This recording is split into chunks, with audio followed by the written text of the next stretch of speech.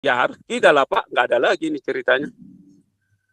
Kalau dibahas ini soal Indonesia ini, kurasa 10 tahun nggak habis-habisnya Pak. 10 tahun nggak habis-habisnya, makanya kadang-kadang saya bicara dalam hati saya, curhat sama Tuhan saya bilang, ya Tuhan, kalau perlu bumi hanguskanlah sebagian manusia-manusia sampai ini.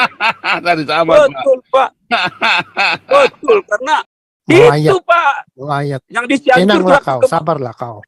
Enggak bisa tenang lagi nih Pak. Udah naik saya punya tensi Pak. Pak Andi.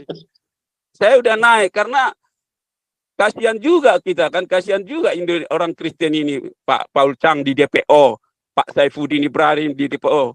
Kalian aja semua orang Kristen di DPO, orang-orang MUI, orang Islam gila. Kampret kalian semua ini.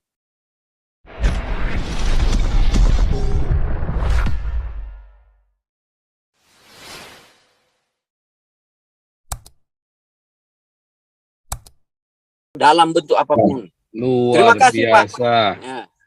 Lanjut, Anton Jawa Tengah. Oke. Tentang Valentine itu begini Pak,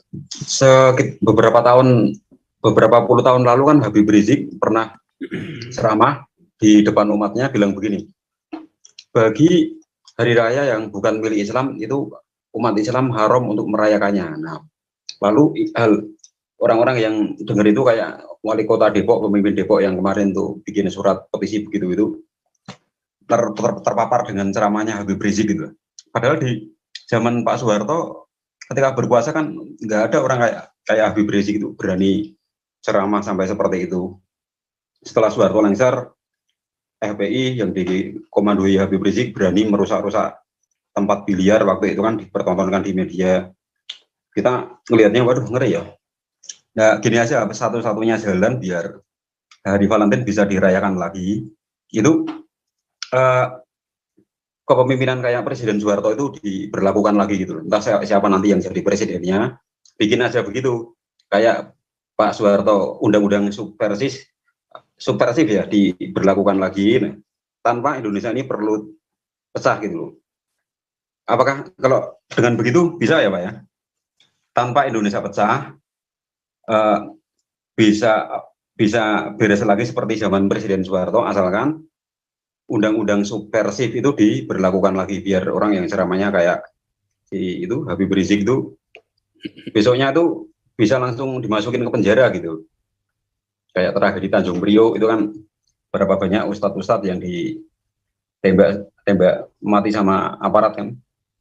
Tentaranya memang melindungi, benar-benar melindungi minoritas waktu itu. Saya waktu itu masih kecil, belum mengerti apa-apa, tapi setelah dikasih cerita sama orang-orang tua saya, keluarga saya, Pak, Bu, kok itu ada orang pakai sorban putih-putih merusak tempat biliar. Nah, akhirnya dikasih tahu begini, begitu. Nah, begitu, Pak. Sadis amat, Pak. Hah? Sadis amat. Ya, daripada Indonesia harus terpecah belah, kitanya juga begitu, maksudnya begitu. Ya. Lebih baik kan bagaimana Pak? Ya boleh saja kan, namanya opini kan boleh-boleh saja Pak. Nah iya. Opini kan boleh-boleh saja Pak. Namanya kan opini kan. Kita kan ya melukiskan betapa kecewanya ya kan. Benar nggak? Iya. Betapa kecewanya kita. Malah di zaman Presiden Soeharto kan yang Kristen, Buddha, Hindu dilindungi kan. Nggak ada gereja ditutup di daerah Jawa Barat kan, nggak ada kan di zaman Presiden Soeharto. Setelah Soeharto lengser wah mereka itu membabi buta benar. Rumah tempat biliar dirusak-rusak, kasanya dipecahin, lampunya dipecahin, aduh gitu. Iya Pak ya. Mohon izin Pastor, mohon izin. Iya Pak Sanjamar. Pak Anton begini, ya. Negara kita ini sudah hancur-hancuran, bukan hanya dari segi fisik, juga dari segi peraturan perundang-undangan. Pada umumnya, lembaga-lembaga negara itu semua sudah dikerangkeng dengan peraturan perundang-undangan, termasuk di dalam hal sistem ketertiban dan keamanan nasional, termasuk undang-undang HAM dan lain sebagainya. Dulu zaman Soeharto betul itu, tetapi sekarang dengan adanya undang-undang yang baru tentang ketertiban dan keamanan nasional, seseorang itu tidak bisa ditangkap kalau hanya berbicara begini begitu tanpa ada bukti dulu. Itu ada bukti dulu. Nah, ini yang jadi masalah kan. Jadi sudah dikerangkeng oleh peraturan perundang-undangan. Maka satu-satunya jalan adalah perundang-undangan yang bertentangan dengan ideologi Pancasila itu semua harus dicabut. Nah, itu baru beres gitu. Dan ditata ulang. Nah, ini harus dimulai dari mana? Bukan pekerjaan yang mudah. Ini, Pak, ISE, undang-undang ISE yang di Malaysia itu bertentangan dengan Pancasila apa enggak ya, Pak? Kan itu kan baru rapat saja mau mengadakan teror, besoknya langsung bisa ditangkap polisi. Makanya itu kan di Malaysia. Itu di Malaysia, Pak. Indonesia tidak bisa begitu. Nggak bisa. Nggak bisa begitu ya, Pak ya? Itu masalahnya. Jadi itu harus dirombak semua karena peraturan perundang-undangan itu bertentangan dengan ideologi Pancasila. Di mana itu lahir? Di zamannya itu si Balehong. Di situ Pak, itu tahun 2000 sampai 2000 sekian itu 10 sekian zamannya si Balehong itu bermunculan. Jadi di situ ada celahnya, tapi apa boleh buatlah. Yang penting kita menyadari itu bahayanya, maka selalu ada jalan. Kalau saya yakin ada jalan. Nah, itu harus dirombak. Nah, bagaimana caranya merombaknya ini? Ya kita harus bersuara dan gubrak terus. Tidak perlu cerita di sini detailnya gitu. Tapi semoga diskusi begini sudah membentuk opini. Ya. Apa-apa. Lanjut Pak Pastur. Ya. Yang lain. Ini ada yang mau nanya tadi katanya tuh victim. Mana nih victim? Ya, salam Pak Paul. Salam Pak victim. Iya, kalau saya dengar diskusi-diskusi kita ya Pak Paul ya, ada untuk apa DPR lah, orang-orang Kristen, itulah udah memang Indonesia ini udah mau diislamisasikan Pak, terus terang aja di Sumatera itu Pak, di pelosok-pelosok masjid tadinya belum ada, sekarang 3-4 sudah ada Pak. Santiamer tahu itu di Siborong-Borong udah beberapa masjid di sana ada di Parapat. Saya lihat kacamata saya sendiri dan ada ini hanya sebagai sekarang ini saya juga nggak takut lagi Pak bersuara. Enough is enough man. F itu orang-orang Islam itu Pak. Saya di Amerika udah lama. I don't give F nomor Pak. Terus terang aja. Kita udah ini sekarang Pak. Ini kita harus sekarang mereka membuat supaya kita takut. Sekarang sampai orang-orang di luar mau dibikin takut. Sekarang apa mau dibikin kepada orang-orang Amerika? Oleh karena itu, saya lihat Bapak juga sudah Zoom-nya udah ada di Australia. Mari kita mainkan orang luar berteriak, maki-maki kalau perlu. Mau dikirim Interpol. Saya udah diskusi Pak sama kepolisian di Amerika ini, karena orang-orang Indonesia juga anaknya sudah ada polisi Pak. Saya tanya, kalau saya ngomong-ngomong berteriak maki-maki Indonesia, kalau datang Interpolnya atau kerjasama sama negara Amerika, datang polisi ini, itu FBI nggak ada. FBI nanti bilang kami nggak ada urusan masalah-masalah First Amendment atau masalah free speech, disuruh pulang itu Interpol itu. Saya ini polisi katanya. Saya polisi Pak, teman saya ada FBI. Lu kalau mau berteriak brother katanya sama saya. Jadi sekarang ini saya mau berteriak Pak. Saya mau berteriak. Ada orang bekas MUI Pak, udah tua. Dia kedudukannya di MUI itu nggak seberapa ya lumayan lah, atau kadep atau kepala departemen ya. Dia bilang begini, MUI ini Pak, ini udah membentuk seperti negara. Ada menteri pertahanannya, menteri ekonominya, bla bla bla bla. Terus katanya MUI ini sama PKS inilah sarang penyamun. 24 jam mereka membahas supaya Indonesia ini untuk diislamkan. 24 jam, bayangin Pak. Jadi kalau nggak waktunya seperti dibilang Pak Teddy kita suarakan, kita perlu orang-orang yang di luar sini, di luar Indonesia, diasporanya, membuat suatu movement, Pak, membuat movement untuk demonstrasi ke PBB di New York. Kita demonstrasi, kita suarakan. Kalau perlu Pak Joseph Paul Chang datang ke New York, saya yang ongkosin, Pak. Saya ongkosin pulang pergi, saya bayar hotelnya. Kita buat movement, Pak. Hidup ini hanya sementara. Pak Santiamer kenal kok siapa saya. Saya selalu ganti-ganti nama saya, Pak.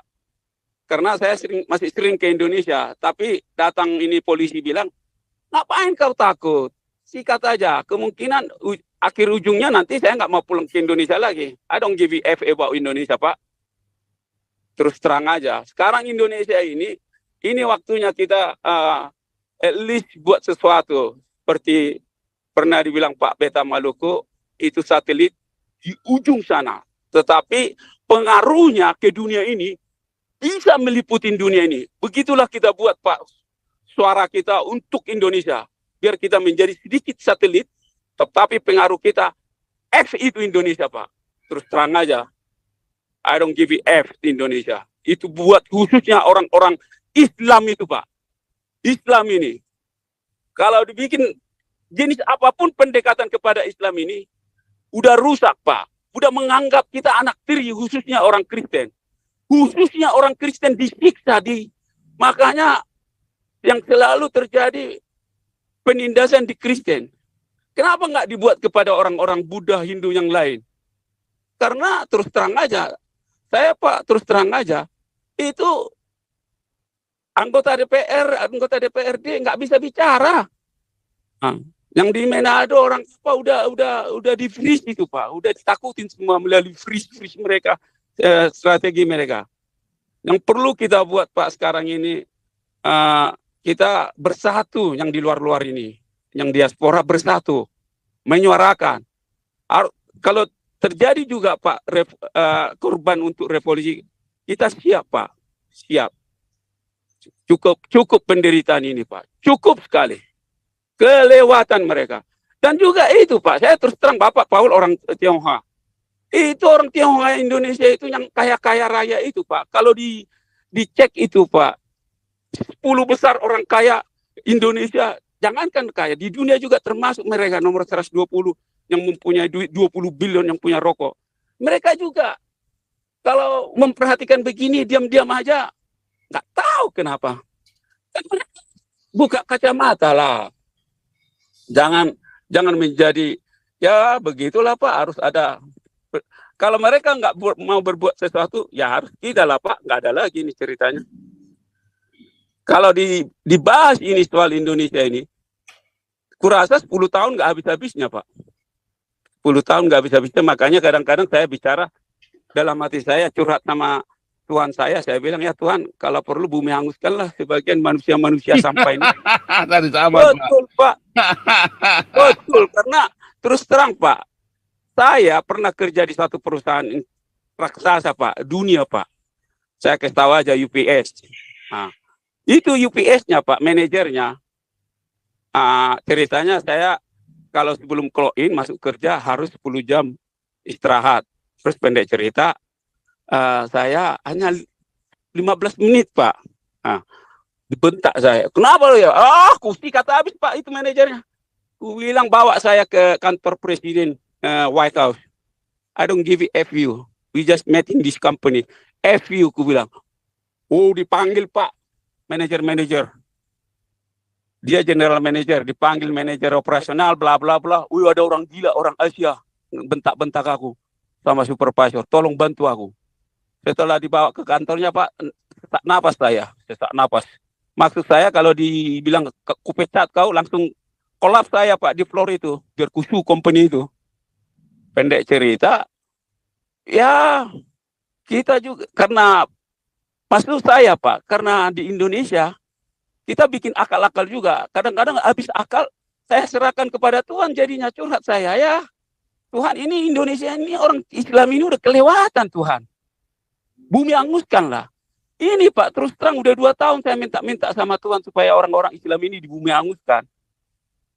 Iya, orang-orang Indonesia yang Islam, kalau kau terus tindak itu, kamu tindak penindasan terus orang Kristen, pasti terjadi terus pembunuhan kepada kalian. Seperti di ya apa itu yang kemarin tempatnya di situ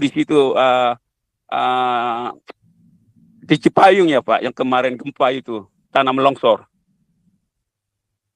yang di daerah Jawa Barat. Cianjur. Jadi saya minta Tuhan 2 tahun, udah 2 tahun akhir-akhir ini saya bilang, Tuhan, kami orang Kristen nggak punya senjata nih, nggak punya strategi. Tuhanlah yang turunkan peradilanmu di Indonesia. 2 tahun saya minta Pak, karena kita ditindas. Salah satu Pak pendeta yang mati adalah saudara saya yang dibom itu. Makanya kemarin saya pernah bilang sama Bapak, ini terus Bapak ceritakan tentang masalah kerjaan bla bla. Terus Bapak saya orangnya itu Pak yang tanya Yunus sama semuanya. Orang ini Pak kelewatan Pak, kelewatan.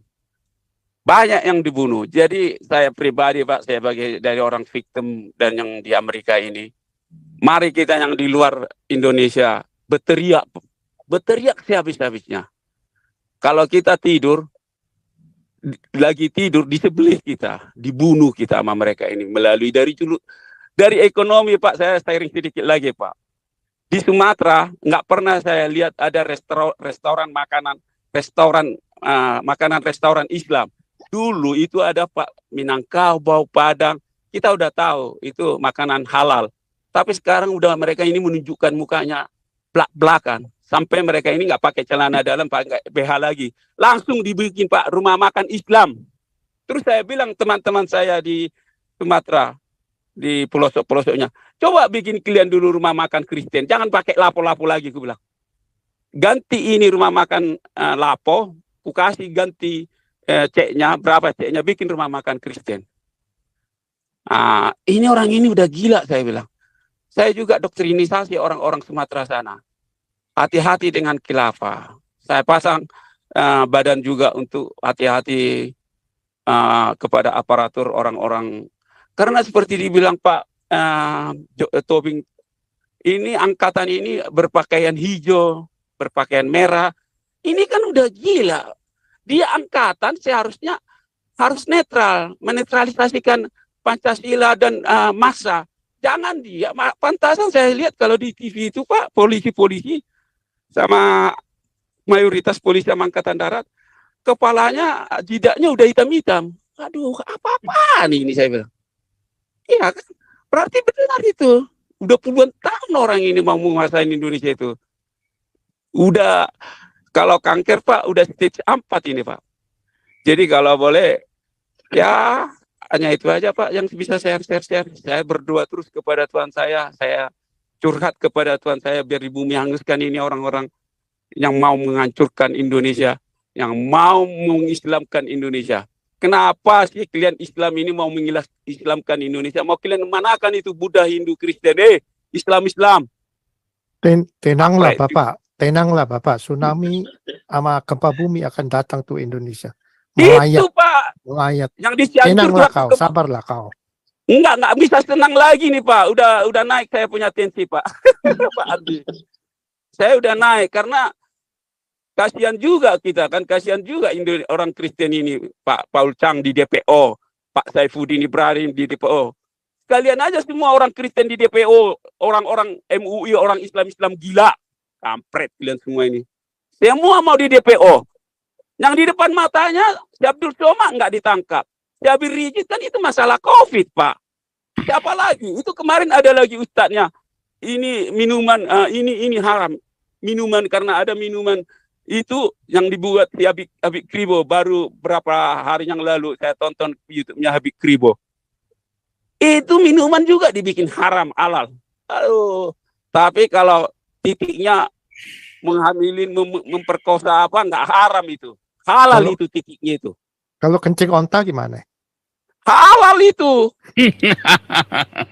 Kalau boleh, spermanya Islam seluruh Indonesia halal itu. Nggak ada itu masalah. Itulah MUI. membuat mengebius seks. Semua yang laki-lakinya kemarin kan perempuan ngebius seks laki-laki di bawah umur berapa orangan itu. Jadi benar yang kata dibilang Pak Saifuddin Ibrahim, karena karena mamaknya kerjanya mengebius, semua di Indonesia sekarang ini udah mengebius, udah halal semua. Kan negara gila ini. Kristen di persekutu DPO, dibikin DPO. Kalau boleh saya minta izin kepada Islam, semua DPO lah orang-orang Kristen itu YouTube itu biar datang ke sini biar bersuara kita. Anjing memang orang-orang Islam ini, Pak. Saya kalau perlu kita terus bersuara lah, kurang ajar. Jadi Pak, hanya satu aja lah Pak yang kita, bagi saya sendiri pengharapan saya hanya satu aja, ya kemurahan Tuhan Yesus dan saya tunggu Pak kemurkaan Tuhan Yesus Pak yang di atas. Apabila saya berdosa meminta-minta terus, ya inilah saya Tuhan, karena saya nggak diadili, nggak ada peradilan di Indonesia Tuhan. Masih ngantri Bapak, sekarang lagi kemurkaan Tuhan lagi ke Turki sama Syria, bentar lagi melayat ke Indonesia. Tenang aja, sabar. Itu kalau terjadi Pak. Tunggu waktu lah kau, sabar lah. Iya, kalau terjadi di Indonesia kemurkaan Tuhan Yesus, ku bikin bunga. Kan Bapak Andi kan di Amerika. Saya yang bikin bunga, bilang terima kasih. Kalau enggak banner saya bilang terima kasih. Saya masukin ke YouTube saya sekalian lah, mampuslah Indonesia ini.